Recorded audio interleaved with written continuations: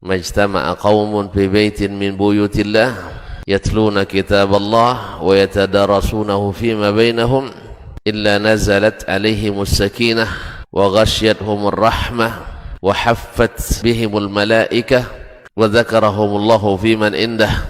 Tidaklah suatu kaum duduk di salah satu rumah Allah membaca ayat-ayat Allah dan sama-sama mempelajarinya kecuali turun kepada mereka as-sakinah, ketentraman dan kenyamanan, wa ghasyiyatuhumur rahmah, dan mereka diliputi pula oleh rahmat, kasih sayang dari Allah Subhanahu wa taala, wa haffat bihimul malaikah, dan mereka pun dikelilingi oleh para malaikat karena malaikat suka majlis-majlis zikir dan ilmu.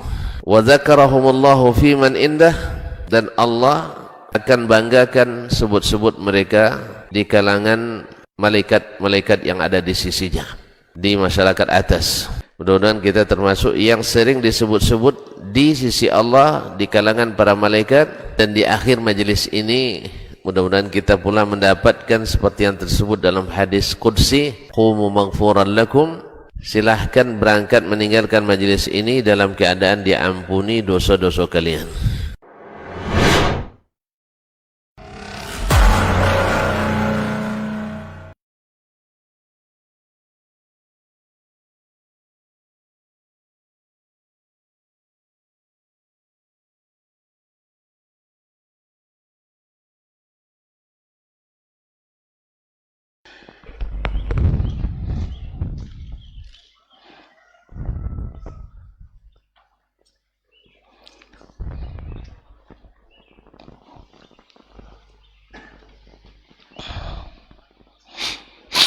Bismillah. Assalamualaikum warahmatullahi wabarakatuh. Alhamdulillahi rabbil alamin, wal aqibatu lil muttaqin, wala udwana illa ala zalimin. Ashhadu an la ilaha illallah wahdahu la syarika lah, waliyus salihin wa khaliqul khalqi ajma'in wa razziquhum, wa ma min dabbatin fil ardi illa 'ala Allahi rizquha wa ya'lamu mustaqarraha wa mustawda'aha kullun fi kitabin mubin. Wa asyhadu anna Muhammadan 'abduhu wa rasuluhu sayyidul amin, sallallahu alaihi wa ala alihi tayyibin wa azwajihi at-tahirati as-salihati ummahatil mu'minin wa ashabihi al-qadati al-ghurril mayamin wa man tabi'ahum bi ihsanin ila yaumiddin. Amma ba'du. Ma'asyiral muslimin, ma'asyiral muslimat, al-hadirin wal hadirat wal musyahidin wal musyahidat, bapak-bapak dan ibu-ibu, saudara-saudara dan saudari-saudari, serta adik-adik dan anak-anak yang hadir di Masjid At-Taqwa Indo Sakinah wal Mawaddah Pekanbaru, yang saya muliakan, saya hormati, yang saya cintai dan sayangi, ataupun yang menyaksikan melalui media dimanapun berada, semoga senantiasa Allah jaga. Pada subuh ini kita kembali diizinkan Allah menikmati, mudah-mudahan menyinari langkah kita di akhirat nanti menuju jannatul khuldi. Ma'asyarul kiram dirahmati Allah. Oleh itu mari kita bersyukur kepadanya atas kemudahan yang diberikannya, sebab tidak banyak yang mendapatkan nikmat ini. Harapan kita kepada Allah yang maha besar, sungguh besar, mudah-mudahan yang kecil dari kita Allah tumbuhkan sehingga menjadi besar. Ma'asyarul kiram, salawat dan salam kepada Nabi kita alaihi salatu wassalam, yang senantiasa mudah-mudahan kita cintai, yang kita muliakan, kita ta'zim, dan kita taati, serta ikuti dan pedomani sesuai dengan pesan ilahi, laqad kana lakum fi rasulillahi uswatun hasanah. Semoga salawat kita, salam kita menambah cinta dan sayang kita kepadanya, dan semoga pula menjadi penyebab kita diridai mendapatkan syafaatnya. Amin. Ma'asyarul kiram yang dirahmati Allah subhanahu wa ta'ala. Kembali kita bersama Imam Al-Bukhari rahimahullah. Kita ibaratnya ini pengemis ilmu. Tidak pengemis harta, tapi pengemis ilmu. Dulu orang datang menuntut ilmu itu, kadang-kadang syekhnya sedang dalam kondisi tidak bisa memberikan ilmu. Seperti kisah Baqi ibn Makhlad Al-Andalusi. Jalan kaki dia di Andalus sana, tepatnya Spanyol sekarang, ke Baghdad. Dia mendengar ada Imam Ahmad namanya di Baghdad. Jalan kaki. Awak jalan kaki dari Garuda Sakti, tidak ada yang sanggup. Ini tidak, dari Spanyol ke Baghdad, jalan kaki. Di perjalanan kehabisan pula bahan makan, perbekalannya. Pas sampai di Baghdad, Imam Ahmad sedang kena tahanan rumah. Kalau tahanan penjara ada sering dia tahanan rumah. Akibat difitnah oleh ahli-ahli fitnah. Al-firaq adhallah, khususnya Mu'tazilah. Menganggap Imam Ahmad ahli bid'ah jadi ahli sunnah. Jadi Imam Ahmad dianggap oleh mereka ahli bid'ah. Dan mereka yang ahli bid'ah, mereka lah ahlu sunnah. Wallahu musta'an. Mereka hasud dan hasung penguasa masa itu, khususnya di masa Al-Ma'mun, yang gandrung dengan ilmu-ilmu orang asing. Terjemahan kitab-kitab Yunani.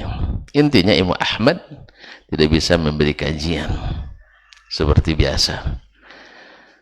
Nah, dia datang dari Andalus sana, subhanallah. Makanya perlu kecerdasan dia. Akhirnya mereka, Imam Ahmad menghormati, karena orang ini luar biasa, himmahnya tinggi, jalan kaki.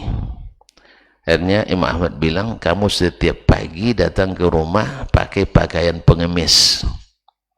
Seolah-olah setiap pagi saya berikan sedekah roti. Nah, disambil memberikan sedekah roti itu disampaikan hadis. Qala haddatsana Al-Hasan ibn Musa. Siapa itu Hasan bin Musa? Tidak tahu. Bilang aja syekhnya Imam Ahmad. Ya, selesai. Syekhnya Imam Ahmad. Qala haddatsana Abu Wa'il.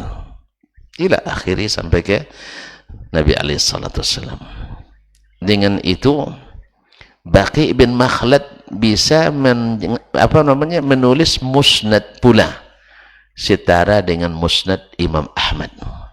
Kalau musnad Imam Ahmad kan tidak banyak-banyak, betul sekarang dicetak hanya dalam 50 jilid lebih. Kecil kan? Alhamdulillah. Nah, Syekh Profesor Akram Diya Al-Umari Al-Iraqi rahimahullah ta'ala, salah seorang guru besar di Universitas Islam Madinah, asli dari Irak. Beliau termasuk the founder, pendiri Dirasat Ulia di Jami'ah Islamiyah bersama Syekh Muhammad Jamil Al-Misri, orang Mesir, dan Syekh Mahmud Muhammad Mirah. Semoga Allah merahmati mereka semua, amin. Ma'asyarul kiram dirahmati Allah Subhanahu wa ta'ala. Nah, musnad Baqi ibn Makhlad ini setara pula dengan musnad Imam Ahmad menurut penelitian Syekh Akram Diya Al-Umari rahimahullah, namun tidak sampai kepada kita. Mungkin tadilah jalan kaki, jadi banyak yang tercecer mungkin di jalan tulisannya. Wallahu musta'an. Tidak, karena banyaknya peperangan. Kalau orang-orang non-muslim berperang, dihancurkannya semua. Diambilnya untuk dia, yang lain dihancurkannya. Allah musta'an. Kalau kita umat Islam berperang, alhamdulillah tidak hancur-hancuran, tapi wajib menjaga kehormatan. Beda ya. Makanya orang beriman itu aman. Tapi orang-orang yang tidak beriman bikin tidak nyaman. Semoga Allah SWT kembalikan orang-orang beriman di atas permukaan bumi ini. Amin. Ma'asyarul kiram dirahmati Allah. Nah, kita alhamdulillah dekat-dekat, tidak jauh-jauh jalan kaki. Tidak jalan kaki pun, naik sepeda, sehat juga. Naik sepeda motor, ya sepeda motor. Nah, yang jalan kaki paling Ustaz Hidayatullah, jazakallah khairan masyaallah. Ya, jazakallah. Ini jalan kaki mungkin. Kemudian ikhwah kita yang di ASKO, semoga Allah merahmati antum dan kita semua. Amin. Kita sampai pada babu i'ta'is syair iza khafa syarrah. Bab boleh memberi hadiah kepada penyair, namanya atiyah atau hadiah yang diberikan para penyair. Idza khafa syarrah, bila takut kejahatannya. Jadi kalau ada penyair boleh antum berikan. Penyair dulu sejak zaman jahiliyah lagi, mereka termasuk yang berpenghasilan tinggi. Karena memang pada saat itu balaghah itu sangat bernilai. Sehingga mereka, para penyair, khususnya ashabul mu'allaqat, yang hasil gubahannya itu digantungkan di dinding Ka'bah masa itu. Seperti Imru'ul Qais, Arun Abi Salma, An-Nabi Ghazubziyani, Tarafat ibn al-Abd, dan lain-lainnya. Mereka ini ashabul mu'allaqat, diperlombakan di pekan raya besar seperti Uqadh dan Zulmajaz. Uqadh dan Zulmajaz. Nah, biasanya para pembesar itu suka mengundang para penyair sehingga dia gubah syair yang menyebutkan kelebihan-kelebihannya, mulai dari kelebihan hartanya, kelebihan kedudukannya, kelebihan pemurahnya, bahkan kelebihan istrinya. Nah, disebutkan oleh penyair-penyair itu, nanti dikasih hadiah. Sampai di masa-masa Islam pun Nabi juga tidak melarang memberikan hadiah tersebut dengan syarat tidak melalaikan. Sampai di masa Imam atau Khalifah Abu Ja'far Al-Mansur. Masih ingat ceritanya? Atau masih lupa? Hah? Masih lupa? Masih tidak tahu. Masa Khalifah Abu Ja'far Al-Mansur, karena khalifah sebelumnya selalu memberikan hadiah kepada penyair, dan penyair itu selalu punya perawi, rawiyah namanya, rawiyah, dan syair itu dihafalkan oleh mereka. Nah, zaman Khalifah Abu Ja'far Al-Mansur, dia ingin mengerjain para penyair. Dikerjain para penyair, kalian tak senang-senang saja kalian dapat insentif dari kerajaan, ya, dari pendapatan besar, karena memang bernilai, karena bahasa saat itu sangat dinilai tinggi. Ma'asyarul kiram dirahmati Allah, akhirnya Abu Ja'far syaratkan siapa yang diberi hadiah dari kerajaan dengan syarat syairnya mesti syair gubahan sendiri. Kalau bahasa sekarangnya hak cipta sendiri, tak boleh menyontek dan menyontoh yang lain. Nah, Abu Ja'far Al-Mansur rahimahullah, dia itu bisa hafal sekali dengar. Jadi sekali dengar langsung hafal. Puluhan bait syair itu langsung dihafalkan. Kalau kita Masya Allah satu bait saja 10 kali tidak hafal-hafal. Nah, jadi makanya kalau dalam ilmu hadis nih guna ini, ya, guna sekali. Sebab orang mengira bahwa kalau hadis tak dicatat lupa. Kalau zaman ini betul, ya, zaman ini betul. Sama juga hadis tak bersanad, ya, di zaman itu sanadnya bernilai. Kalau hadis di zaman ini sanadnya banyak yang kadzabin atau minimal muttahamina bil kadzib.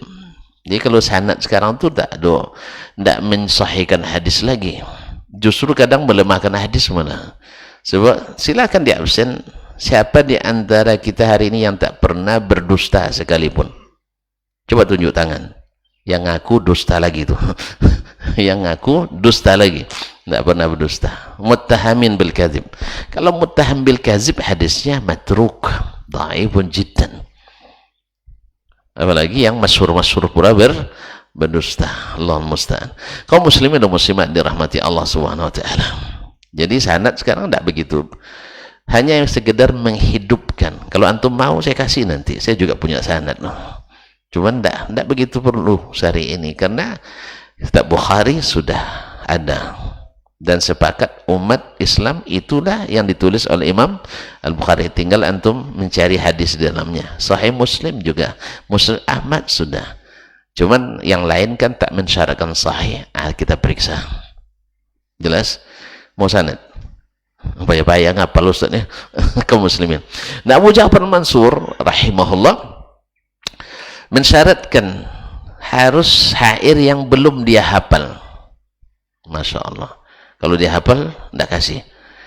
Kemudian dia punya 2 orang hamba sahaya. Satu laki-laki, satu perempuan. Yang laki-laki langsung hafal 2 kali dengar. Dan yang perempuan hafal 3 kali dengar. Langsung hafal. Dhabit. Nah, gimana? Setiap penyair yang datang, dia sudah berusaha, kadang tidak tidur semalaman, kadang ya. Mengubah syairnya, besok dengan PD-nya pergi ke Abu Ja'far Mansur karena hadiahnya besar. Ya, hadiahnya besar. Mungkin sekali dapat bisa makan 2 tahun. Kalau kita, Masya Allah, kalau lomba puisi dapat sekali makan tidak cukup. Nah, itu aja bedanya hadiah kita. Sekali makan tidak cukup. Mereka bisa lama makannya, bisa menikah lagi tuh dengan hadiah itu. Iya. Jadi kaum muslimin dan muslim, makanya makmur mereka. Kalau kita namanya banyak makmur nam. Ma'asyiral kiram. Nah, setiap penyair yang datang lalu dibacakan di depannya, di sebelah sitar sana 2 orang sedang menunggu tanpa diketahui oleh penyair ini. Ayo silakan sampaikan syair. Lalu dia baca misalnya syair kan, sadiqul lana ayatun fil bukhli, dan seterusnya. Dibaca terus sampai mungkin ada 20, 30, 40, mungkin ada 100 bait. Kata Abu Ja'far, ini syair saya sudah hafal, katanya. Dia tidak dusta, memang dia sudah hafal sekali dengar. Dia tidak dusta kan, dia bilang ini syair sudah saya hafal. Kalau tidak percaya dengar, dia diulang syair itu dhabit. Subhanallah. Heran ini orang. Sebab syair ini dia sendiri tidak ada dalam buku, tidak ada diriwayatkan dalam riwayat lain. Kok bisa hafal? Tidak mungkin Amirul Mukminin, saya sendiri yang gubah. Tidak ada saya temukan di penyair. Orang dulu kan hafal semuanya. Subhanallah. Kamu tidak percaya? Bukan saya sendiri yang hafal, ada yang lain. Panggil, ya gulam. Panggil anak laki-laki tadi. Ata'lam qasidatan matla'uha kaza? Kamu tahu tidak ada? Kan dia sudah 2 kali dengar tuh.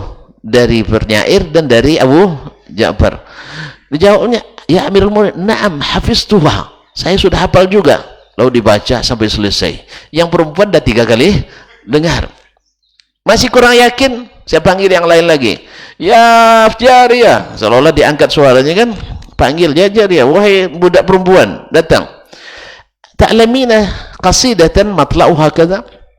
Naam, hafiztuha ya Maulai. Saya sudah hafal. Dibaca lagi. Wallahi.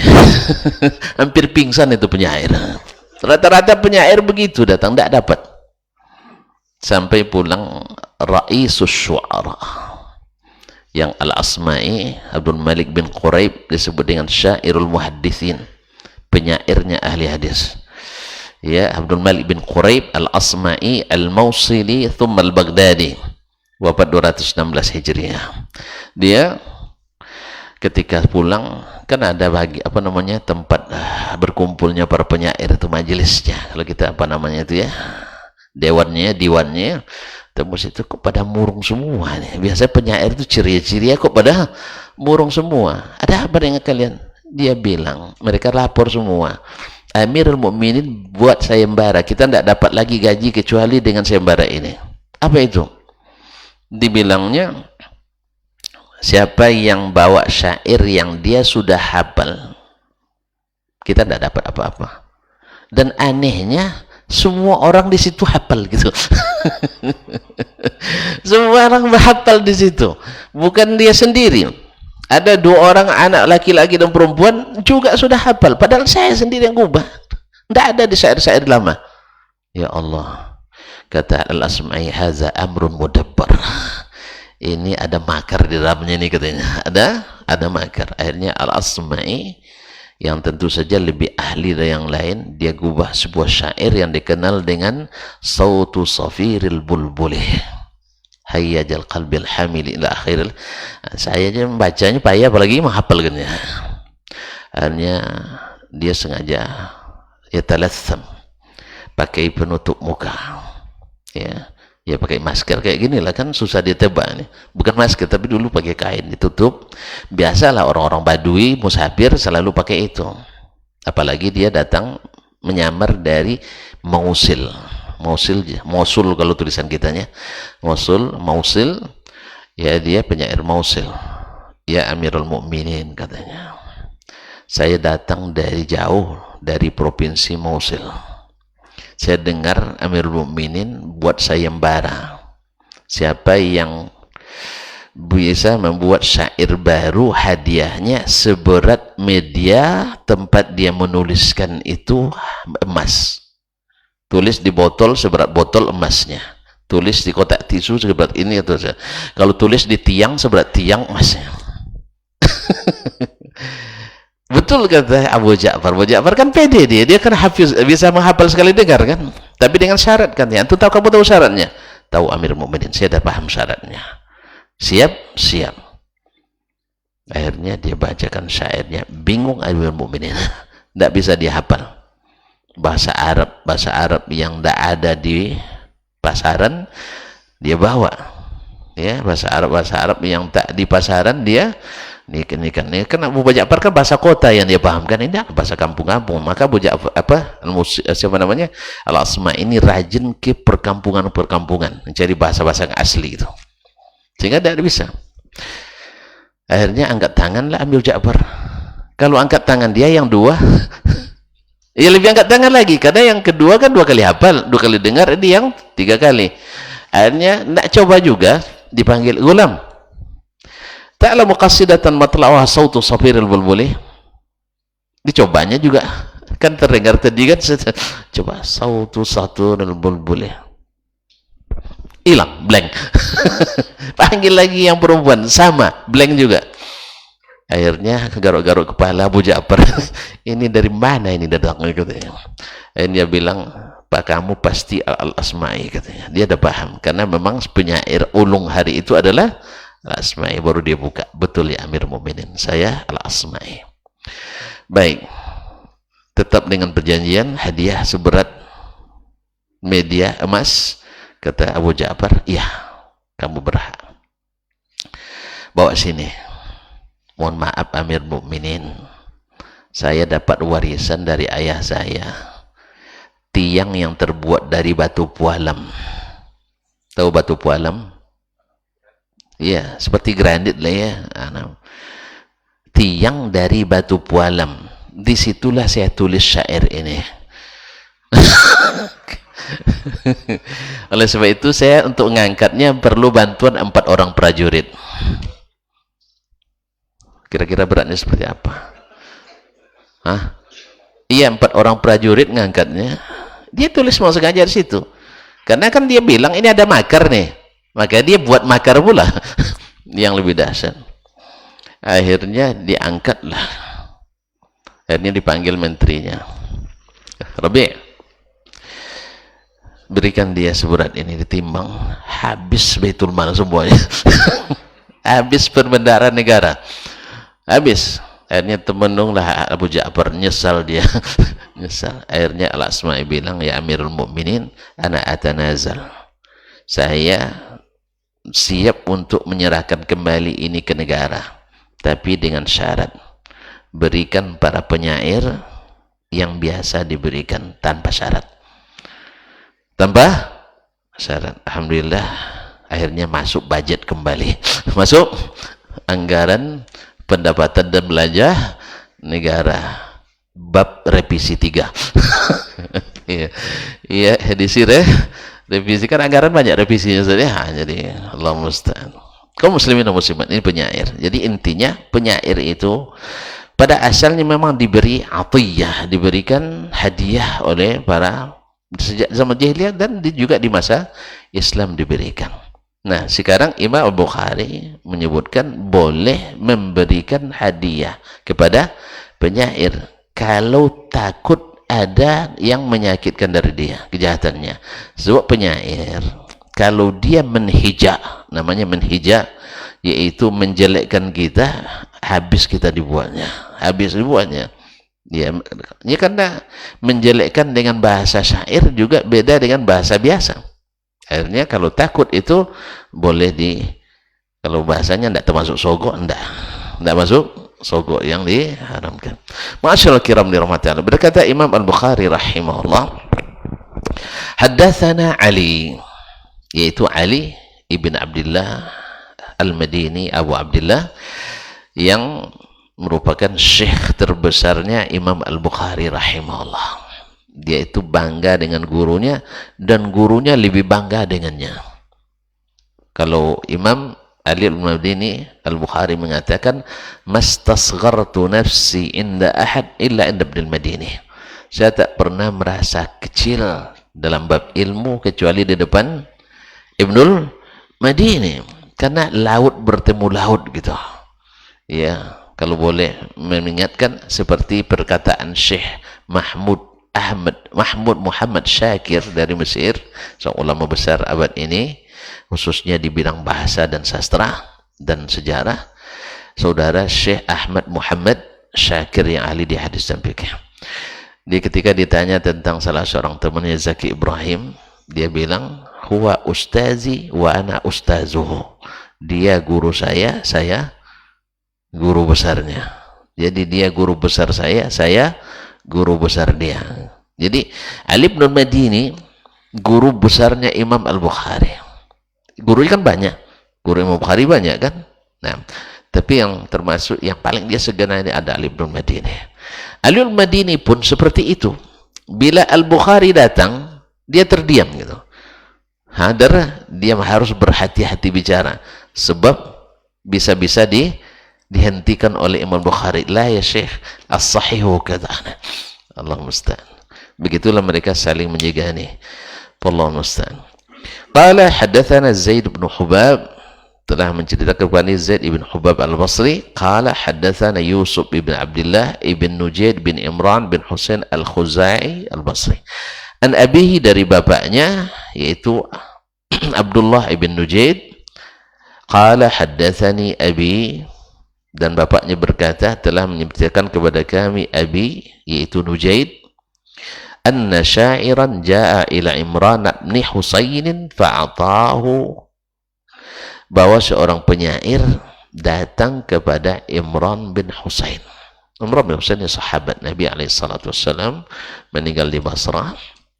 Naam, fa'atahu. Ketika penyair itu datang, dia beri. Kalau penyair datang pasti ada maksud. Faqila lahu tu'ti sya'iran, ya sahabat Rasulullah, kamu memberi hadiah kepada penyair? Dia jawab, faqala ubqi ala irdi, saya ingin menjaga harga diri saya. Sebab nanti kalau antum dihijaknya, disebutnya nanti seorang bakhil. Nah, coba tersebar nanti di seluruh negeri, Imran bin Husain seorang bakhil.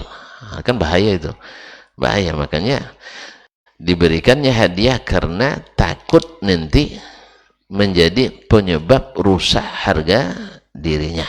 Harga diri lebih mahal dari harta. Karena kalau rusak sekali tidak bisa dibangun dengan harta. Makanya kalau antum datang nanti pengemis ke rumah, ya kalau tidak bisa minta maaf saja. Jangan nanti terkenal, jangan datang ke rumah bapak tuh lagi katanya kan. Jangan datang ke rumah bapaknya. Sudahlah tidak diberi, awak diumpat-umpatnya pulang katanya. Kiki loke. Nah, kan? Akhirnya terkenal nanti pertama di kalangan para pengemis. Setelah itu sampai ke yang lain-lain. Nasallallahu alaihi wasallam. Masyaallah kiram dirahmati. Kenapa diingkari dia memberikan kepada penyair? Karena penyair itu dalam konotasi Al-Qur'annya, versi Al-Qur'annya penyair kan tidak ini. Disebut wasyu'ara'u yattabi'uhumul ghawun. Para penyair itu diikuti oleh orang-orang yang banyak orang yang durhaka. Alam taro annahum fi kulli wadin yahimun. Tidakkah kamu perhatikan mereka selalu turun ke lembah-lembah melamun? Tidak habis-habis turun. Terus apa lagi? Wa annahum yaquluna ma la yaf'alun. Dan mereka suka mengatakan sesuatu yang mereka tak bisa lakukan. Kan kabura maqtan indallahi an taqulu ma la taf'alun. Besar kutukan dari Allah kalau kita mengatakan sesuatu yang kita tidak bisa lakukan. Nah, syu'ara kan bahasanya selalu bahasa hiperbola. Kalau bermuji dirinya apalagi, yaitu tentu dengan bahasa yang tinggi, sehingga seolah-olah kalau dia bicara tentang dia siap jadi pemimpin, dialah pemimpin paling sukses di dunia.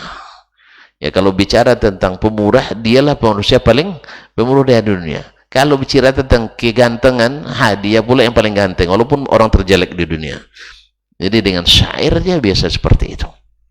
Makanya mereka mengatakan sesuatu yang tidak mereka lakukan. Maka diingkari kepada Imran bin Husain, kenapa engkau beri penyair? Maka dia katakan, harga diri saya lebih mahal daripada itu. Ma'asyarul kiram dirahmati Allah SWT, dan ini menandakan bahwa memberi penyair dengan sebab seperti itu tidak dilarang, wallahu ta'ala a'lam. Baik, beranjak kepada bab yang setelahnya, babu la tukrim sadiqaka bima yashukku alaihi.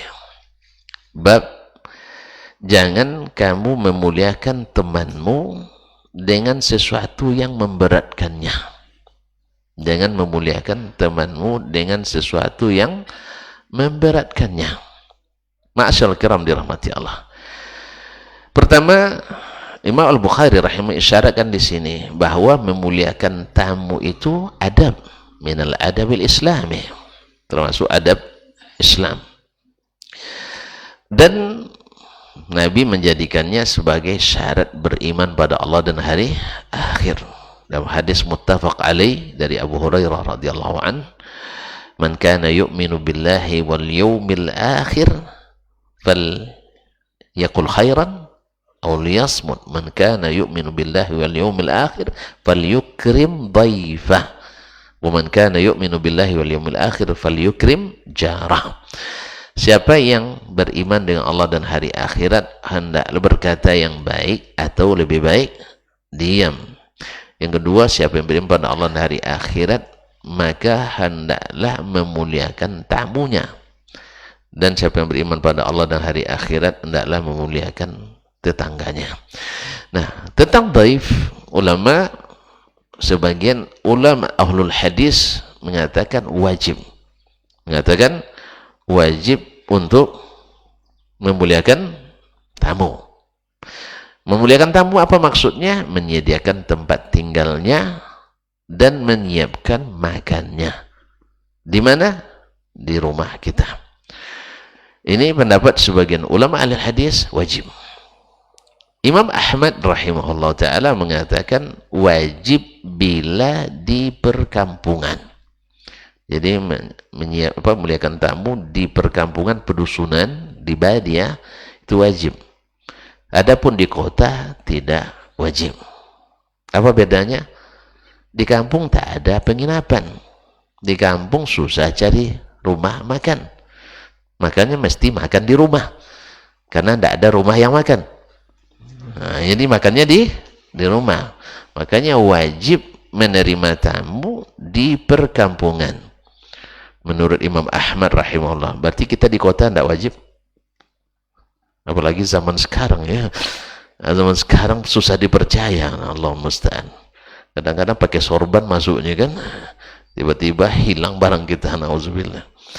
Ya, ujian kita pada zaman ini. Karena memang banyak yang dusta dianggap sadiq. Itu ya. Yang sadik dianggap dusta. Yang amanah tidak dipercaya. Yang pengkhianat diberi kepercayaan. Ini zaman sinin khadda'at. Ya, yang dusta-dusta dianggap ini yang hebat hari ini. Allah musta'an. Nah, kembali kepada dhaif. Jadi di perkampungan, kata Imam Ahmad, wajib menerima tamu. Jadi kalau ada orang malam-malam ngedor pintu, Assalamualaikum, maka hukumnya wajib diterima. Kalau tidak berdosa, berdasarkan hadis tadi. Nah, tetapi ma'asyiral kiram dirahmati Allah, Imam Malik, Abu Hanifah dan Asy-Syafi'i rahimahumullah jami'an, mereka mengatakan bahwasanya memuliakan tamu sunnatun muakkadah. Sunnah muakkadah, baik di perkampungan maupun di perkotaan. Hukumnya sunat. Artinya kalau tidak diterima tamu, maksudnya yang diterima di sini bukan tamu sebentar, tidak. Maksudnya tamu yang nginap, ini maksudnya ya, tamu yang nginap. Kalau terima tamu sebentar, masa tidak mau juga kita. Maksudnya tamu yang menginap, dan hak tamu itu 3 hari 3 malam, gratis itu. Ya, gratis. Awak punya penginapan suruh gratis pula, tidak mungkin di kota kan. Nah, jadi di kota hanya pilihan, kecuali orang-orang yang putus habis biayanya di perjalanan. Ini kan dari zakat nanti diberikan. Ma'asyarul kiram dirahmati Allah SWT, ini hukum asalnya memuliakan tamu. Nah, tetapi memuliakan tamu kadang-kadang jangan sampai jangan sampai memberatkan tamu itu sendiri. Ya, memberatkan tamu itu sendiri. Gimana memberatkan? Gimana memberatkan tamu? Hah? Misalnya berlebihan kita dalam melayaninya, sehingga setiap datang tamu kita stop bekerja misalnya. Ini kan tidak rela orang ini misalnya, memberatkan. Atau kita siapkan makanan yang sebanyak-banyaknya sehingga kita segan datang kembali. Ya Ustaz ya, popong cara makan sebanyak ini kan. Atau kadang-kadang dia memuliakan, disuruh bodyguard menjaga kita makan supaya enggak. Ini kan memberatkan. Jadi kaum muslimin dan muslimat yang dirahmati Allah, jadi memuliakan tamu sebaiknya jangan sampai memberatkan tamu itu. Awak yang biasa makan di tempat-tempat yang tidak pakai protokol, buat tempat makan yang tak pakai protokoler. Saya pernah makan di rumah seorang pejabat tinggi di luar negeri waktu itu. Kiri kanan ada yang jaga gitu, ada yang berikan sendok, ada yang menyiapkan. Akhirnya tidak soda makan. Tekonang siasati cuma amur dia bergerak sakti, lebih enak makan, tidak ada yang jaga-jaga gitu ya. Jadi ini memberatkan sebenarnya kaum muslimin. Padahal kita niatnya untuk memberikan pelayanan. Apalagi kalau yang jaga itu orang gadis-gadis pula, awak ustaz dah. Ini memberatkan kaum muslimin semua. Jelas? Ya, sekarang kira-kira barangkali atau yang membuat dia merasa berhutang budi dengan kita. Ya, berhutang budi. Ini juga tidak dianjurkan untuk memuliakan tamu dengan cara seperti ini. Ya, muliakan dengan apa adanya. Karena memuliakan tamu itu wajibnya bagi yang mengatakan wajib bila kita memiliki untuk diberikan. Kalau tidak, makanya Nabi ketika datang kepadanya tamu, dia tak punya makanan di rumah, dia sampaikan ke sahabat, siapa yang siap menerima tamu saya malam ini?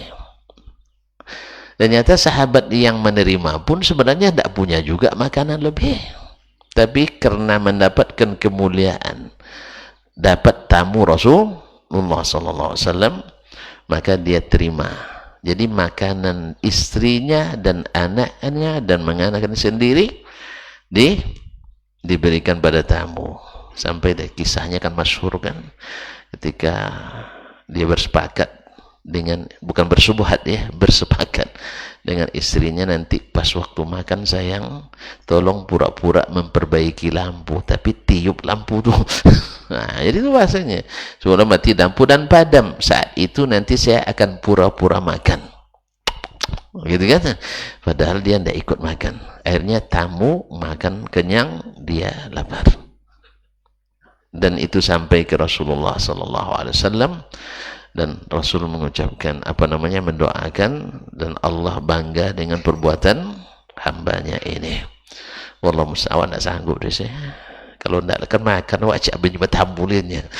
Jadi kaum muslimin dan muslimat dirahmati Allah, muliakan tamu itu asalnya adalah kemuliaan kita, karena tamu itu datang dengan rezekinya dan pulang buat ampunan dosa bagi kita. Rezeki kita tidak diambilnya, yang diambil rezekinya dia. Dan itu terasa sekali barakahnya kaum muslimin dan muslimat dirahmati Allah. Oleh sebab itu, maka tamu adalah sebenarnya bawa rezeki dan barakah buat kita. Minimal kita dapat predikat orang beriman pada Allah dan hari akhir. Hadza wallahu ta'ala alam. Barangkali ini sangat jelas. Kita tutup aja lah ya. Subhanakallah bihamdik, asyhadu an la ilaha illa anta astaghfiruka wa atubu ilaik. Wassalamualaikum warahmatullahi wabarakatuh.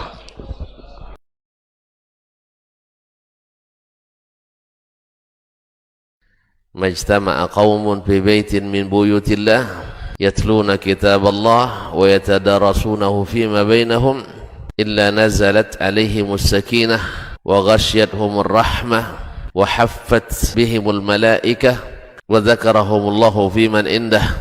Tidaklah suatu kaum duduk di salah satu rumah Allah, membaca ayat-ayat Allah dan sama-sama mempelajarinya, kecuali turun kepada mereka as-sakinah, ketentraman dan kenyamanan. Wa ghasyiyatuhumur rahmah, dan mereka diliputi pula oleh rahmat, kasih sayang dari Allah Subhanahu wa taala. Wa haffat bihimul malaikah, dan mereka pun dikelilingi oleh para malaikat, karena malaikat suka majlis-majlis zikir dan ilmu.